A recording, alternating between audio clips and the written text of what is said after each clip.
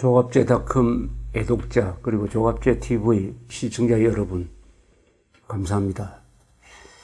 문재인 대통령, 이낙연 국무총리는 혁명을 좋아하는데 촛불혁명이라는 말을 쓰면서 이낙연 총리는 공무원들은 그 촛불 혁명 정신을 구현하는 도구가 되어야 한다는 취지의 이야기까지 하고 있습니다. 문재인 대통령은 미국에 가서도 촛불혁명의 뜻을 받들어야 될 의무가 있다, 이런 이야기를 합니다. 그런데 촛불혁명 정신이 뭐냐? 그게 헌법에 맞는 거냐? 정의로운 거냐? 사실에 기초한 거냐? 하는 걸 가지고 따져보면은 촛불혁명 정신이 이어받고 발전시켜야 할 아름다운 것만은 아니라는 것을 알 수가 있습니다. 촛불혁명의 유공자들을 따진다면 기자가 어떠겠죠? 기자. 근데 기자가 공정 보도를 했느냐? 한국 역사상 가장 심한 왜곡, 선동, 조작을 했다. 그 다음 검사들이 있습니다. 검사들이 공정한 수사를 했느냐? 인권을 지켰느냐? 판사가 과연 법률에 따라서 구속영장을 검토를 하고 재판을 진행하고 있느냐? 국회의원들이 과연 헌법 정신을 지켰느냐? 헌법재판소의 8대0 판결이 앞으로도 영원히 명판결로 존경을 받을 것이냐? 아니면은 대표적인 헌법에 위반되는 판결로 단정될 것이냐? 장담할 수가 없죠. 근데 확실한 것은 자유민주주의 체제 수호 정신이 강했던 박근혜 대통령, 한국 자본주의의 중심 인물인 이재용, 그리고 좌파 세력과 싸우는데 중심 역할을 했던 김기춘 비서실장, 이 세 사람이 지금 구속 상태에서 재판을 받고 있다는 사실입니다. 구속을 하려면은 원래 재판은 불구속 상태에서 재판받는 게 원칙입니다. 그것이 헌법이 보장하는 무죄 추정의 원칙에도 합치되는 것입니다. 다만 도망갈 염려가 있다. 증거를 인멸할 염려가 있다. 주어가 확실하지 않다. 이럴 경우에는 예외적으로 구속을 하는 것인데, 이재용, 박근혜, 김기춘 씨가 도망갈 염려가 있습니까? 증거 인멸을 할 필요가 있습니까? 관련자들이 다 구속됐는데 어떻게 증거 인멸을 합니까? 주어가 불상입니까? 요새 재판받는 거 보면은 김기춘 실장은 건강이 좋지 않는데 70대 후반에 마스크를 하고 거의 환자 모습으로 나와서 재판을 받고 있습니다. 드디어 박근혜 대통령도 일주일에 4차례 하는, 4번 하는 그 재판을 견디지 못하고 쓰러졌습니다.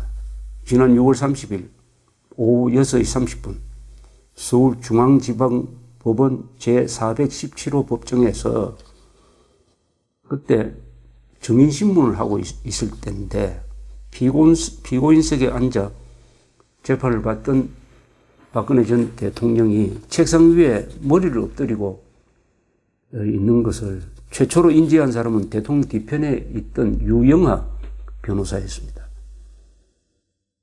그건 한 5분 동안 대통령이 움직이지 않으니까 그 대통령 옆에 있던 이상철 변호사에게 대통령의 상태를 좀 알아보라고 이렇게 신호를 보냈습니다. 이상철 변호사가 대통령의 오른쪽 어깨 부분을 가볍게 건드리니까 그제서야 고개를 일으킨 대통령은 미소를 좀 짓더니 다시 고개를 책상에 파묻었다고 합니다. 이때 이 장면을 본 한 변호사는 증언하기를 대통령의 안색이 매우 창백했고 온몸에 힘이 하나도 없는 것처럼 보였으며 두 손을 책상 위에 올려놓고 머리를 대고 있었다. 이렇게 이야기를 했습니다. 박정희 대통령이나 박근혜 대통령 하면 항상 이미지가 정리정돈된 단정한 자세인데 그 자세를 유지할 수 없을 정도로 건강이 안 좋았다는 거죠. 그래서 이상철 변호사가 손을 들고 재판장한테 다가가서 이런 일을 어떻게 하면 좋겠느냐고 하니까 재판이 중단되고 그 재판정 옆에 있는 피고인 대기실로 박근혜 대통령이 인도되어서 좀 쉬었다고 합니다.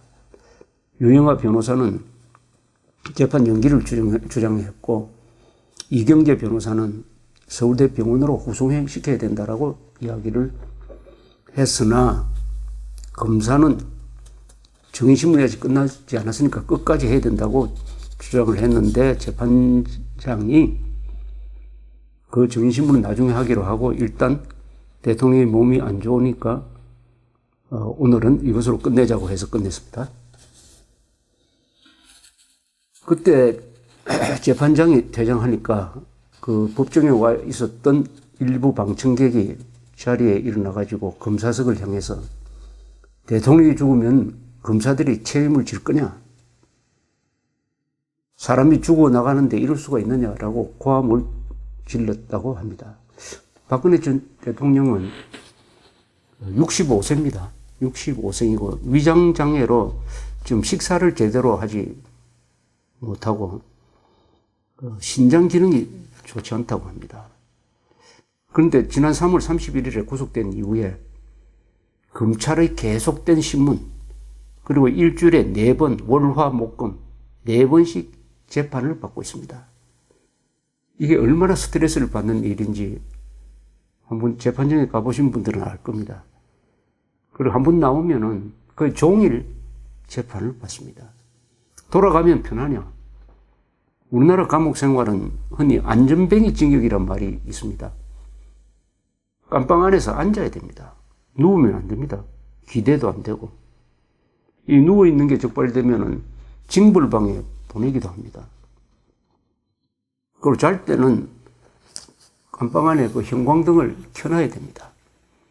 그러니까 안대로 눈을 가리지 않으면 편하게 잠도 잘 수가 없습니다. 박근혜 대통령 얼굴이 지금 푸석푸석한 상태인데 이게 건강이 좋지 않은 증표가 아닌가 이렇게 생각이 듭니다. 박근혜 대통령 구속은 말도 아닌 것인데 말도 아닌 이유는 우선 박근혜 대통령한테 씌워진 혐의가 뇌물죄입니다. 박근혜 대통령처럼 깨끗한 정치인 저는 본 적이 없습니다. 박근혜 대통령은 뇌물과 관련해서 한 번도 조사를 받은 적도 없습니다. 이번 사건에서도 어느 누구로부터 직접 돈을 받은 게 없습니다. 최순실 씨가 받은 특혜와 그 재단 모금 이것을 박근혜 대통령이 받은 뇌물로 이렇게 억지를 부려가지고 구속시킨 거예요. 구속시킬 필요가 없는 사람 구속해가지고 그것도 구속하면 6개월 안에 선고가 나와야 되니까 이렇게 무리한 재판을 하고 있는데 드디어 건강히 감당할 수 없을 정도의 재판을 하고 있으니까 이것은 일종의 가혹행위입니다. 구속 재판이 법의 이름, 법의 모습을 하고 있지만은 그 실천 단계에서 들어가 보면 이건 정의도 아니고 공정하지도 않고 균형도 없습니다. 균형 감각이 없어요. 한명숙 전 국무총리는 뇌물, 그것도 거액의 뇌물을 받은 혐의로 재판을 받았는데 불구속 재판을 받았습니다. 확정되고 나서 감옥에 갔습니다. 왜 우리나라 법원은 한명숙 씨를 박근혜 대통령보다 더 우대를 합니까? 사실은 한명숙 국무총리식으로 재판을 받는 게 그게 원칙이에요. 이 박근혜 대통령한테 구속영장을 발부했던 사람은 최순실 씨의 딸이 정유라 씨가 해외에서 도피 생활을 하고 붙들리고 해서 해외에서 한 몇 개월 있다가 다시 돌아와서 영장 청구를 하니까 기각시켰습니다. 정유라 씨의 영장을 기각할 이유라면은 박근혜 대통령에 대한 구속영장도 기각해야 되는 거 아닙니까? 정유라 씨는 도피한 경력자예요. 박근혜 대통령은 도피할 사람입니까? 증거인멸의 가능성이 없잖아요. 박근혜 대통령 증거인멸하려고 해도 관계자가 다 구속되어 있는데 어떻게 증거인멸을 합니까? 그리고 이미 조사를 철저하게 해가지고 차고 넘칠 정도의 증거가 있다고 이미 이야기를 했습니다. 그러면은 이 재판은 불구속 상태에서 받아야 맞습니다. 이 불구속할 수 있는 근거가 있습니다. 형사소송법 제101조 구속의 집행정지, 여기는 이렇게 적혀 있습니다. 법원은 상당한 이유가 있는 때에는 결정으로 구속된 피고인을 친족, 보호단체, 기타 적당한 자에게 부탁하거나 피고인의 주거를 제한하여 구속의 집행을 정지할 수 있다. 이렇게 되어 있습니다. 박근혜 대통령은 왜 이 규정에서 제외되어야 합니까? 전직 대통령을 우대해달라는 게 아닙니다. 전직 대통령이므로 법을 무시하고 인권을 탄압해야 된다면은 그것은 그야말로 혁명적 상황입니다. 그런 의미에서 촛불혁명이라고 이야기한다면 이해가 갑니다. 법을 혁명적으로 집행하고 있다. 혁명검찰, 혁명재판소처럼 지금 김기춘, 박근혜, 이재용 이 세 사람한테 그런 혁명적 법 집행을 하고 있다. 그런 의미에서는 촛불혁명이 맞을지도 모르겠습니다. 그것은 즉 법치가 파괴되고 있다. 박근혜 이민재판이 이런 식으로 이루어져 가지고 드디어 박근혜 전 대통령이 법정에서 쓰러졌다 하는 사실이죠. 이렇게 해서 구속재판을 계속해야 됩니까? 이게 박정희, 유경수 딸에 대한 우리 검찰, 법원의 대우입니까? 박정희, 유경수 딸이기 때문에 받으려는 게 아닙니다. 박정희, 유경수 딸이기 때문에 더 가혹하게 다뤄야 한다. 라고 생각한다면 이 촛불 혁명이라는 것은 그것은 사화입니다. 조선시절의 사화 있죠. 사화. 조선시절의 사화. 삼족을 멸하는 사화. 누구의 딸임으로 누구의 모험으로 해가지고 부관 참시하고 하던 그 사화인 것입니다. 김평우 변호사가 이 문제에 대해서 글을 쓰고 끝에 이런 글을 남겼습니다. 그런데 이 나라에는 대통령 구속재판에 대해서 의문을 가지는 언론인, 법조인이 없다. 참으로 불행한 일이다. 만일 법관의 구속영장 제도가 법률에 정해진 구속사유에 의해 결정되는 것이 아니라 정치와 검찰의 각본과 흉계를 도와주는 수단으로 전락했다면 참으로 불행한 일이다. 법이 무너지면 국민은 믿을 곳이 없어지니 자기 방어를 위해 각자 도생할 수밖에 없다. 그렇기 때문에 공공체의 권위와 질서가 무너져 결국 나라가 망한다.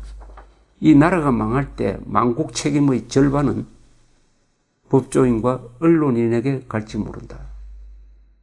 대한민국이 망할 리 없겠죠. 그러나 혹시 망한다면은 그 책임의 절반은 법조인과 언론인에게 갈지 모른다. 명심할 말입니다. 감사합니다.